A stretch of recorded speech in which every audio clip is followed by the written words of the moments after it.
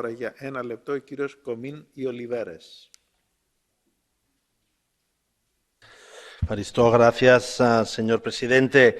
¿Qué caracteriza el modelo de vida europeo? O, más bien dicho, ¿qué debería caracterizarlo? Lo sabemos muy bien, la defensa de los derechos humanos, de los derechos civiles y políticos, pero muy especialmente aquello que es específico de Europa es la defensa de los derechos sociales y económicos. Es decir, no hay modelo de vida europeo sin estado del bienestar. Pero no hay estado del bienestar sin una base fiscal suficiente y equitativa. ¿Cómo podemos, si no financiar los servicios públicos que garanticen nuestros derechos fundamentales, nuestros derechos sociales, sin una base fiscal sólida?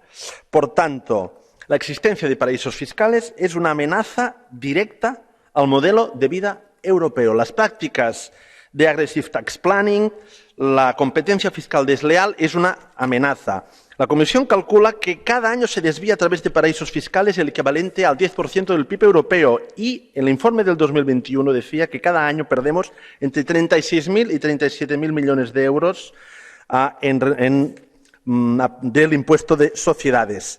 Muy brevemente, este dumping fiscal se da a tres niveles: entre Estados de la Unión, entre la Unión y terceros países y dentro de los Estados, entre regiones. La Comunidad de Madrid, en este sentido, es un ejemplo dramático con sus políticas de planificación fiscal agresiva. Tenemos que combatir a estos tres niveles y, efectivamente, lo sabemos muy bien, la armonización fiscal es el capítulo pendiente del proyecto económico europeo. Muchas gracias. Σας ευχαριστώ. Το λόγο έχει τώρα για 2 λεπτά η κυρία Ρέγνερ.